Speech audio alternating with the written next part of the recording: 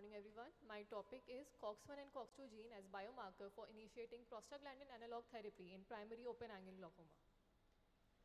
POAG is a progressive optic neuropathy with loss of ganglion cells and visual field deterioration in eyes with gonioscopically open angles with or without elevated intraocular pressure. In POAG, elevated IOP is a major risk factor that leads to optic nerve damage. Prostaglandin analogs are commonly used as a first-line therapy to lower the IOP. However, not all patients respond equally to PGAs, and there is a growing interest in identifying biomarkers to predict which individual will benefit most from this treatment. COX-1 and COX-2 gene enzymes are crucial in production of prostaglandin, which are involved in various physiological processes, including the regulation of IOP, and these are the rate-limiting enzymes that catalyze the formation of prostaglandin from arachidonic acid. COX is implicated in the production of prostaglandin that influence aqueous humor dynamics, potentially contributing to elevated IOP in POAG. It has been shown to be upregulated in various tissues of the eye, including the trabecular meshwork and ciliary body, where it may affect outflow resistance and IOP regulation. Variation or polymorphism in genes encoding COX-1 and COX-2 could influence the level of prostaglandin produced, affecting the response to PGA therapy. By identifying the specific genetic markers in COX-1 and COX-2, clinicians could predict which patient will experience a stronger therapeutic response to PGA. Drug treatment response has been studied in various other drugs like timolol with CYP2C1 gene and latanoprost, and also in AFPA gene in POAG patients. But no study has still been conducted showing the association of COX-1 and COX-2 polymorphism with drug treatment response of prostaglandin analogs. So it was a prospective observational study in which we took 106 eyes of 53 subjects of POAG patients. The history was taken and the IOP measurement, visual field analysis and OCT was done.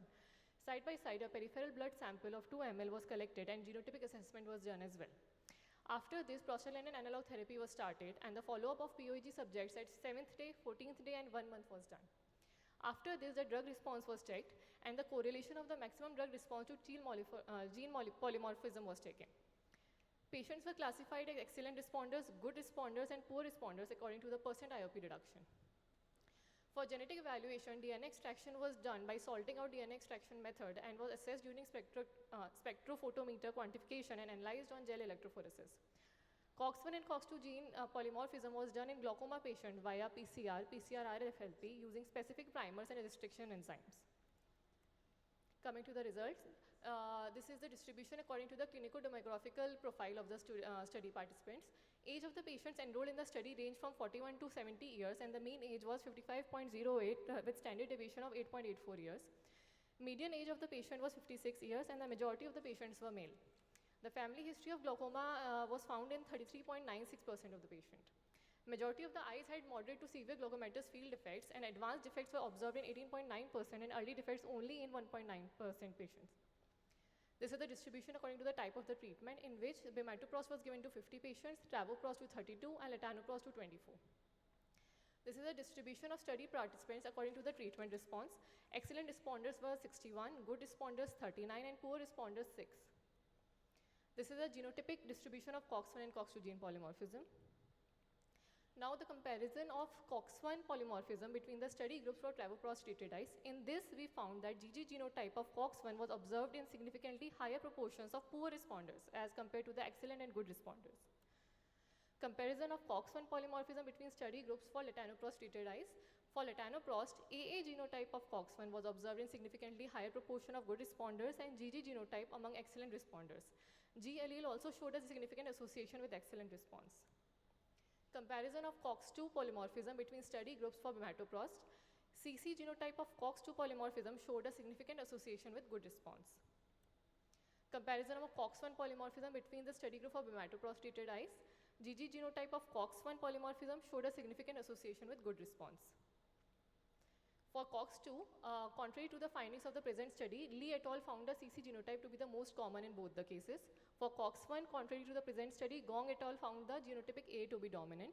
On evaluation, COX-1 and COX-2 gene polymorphism with individual prostaglandin type, we found a significant association of COX-1 GG genotype with poor response. And COX-2 and COX-1 polymorphism GG genotype was associated with good or excellent response to bimatoprost.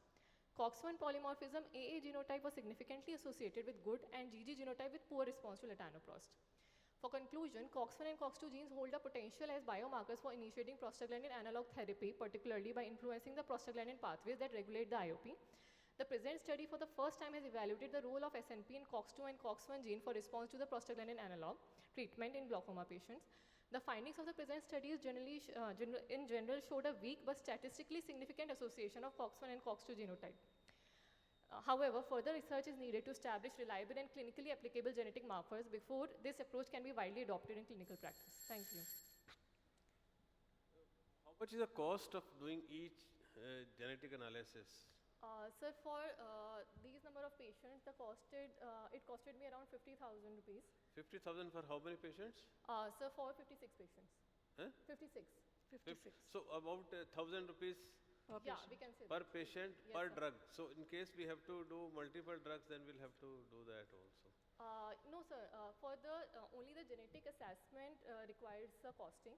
So just we have to take a blood sample and do the genetic sampling of the patient. That would cost 1,000 only, no matter how many number of drugs has been used. Okay. No, so most of your cases were either moderate or severe, I think. So in any case, in these patients, one single drug alone might not control your IOP, and you might need multiple drugs. And as it is, when we start the treatment, we always give a 2-week trial of the therapy Yes, ma'am. before we add or we change the Yes, drug. ma'am.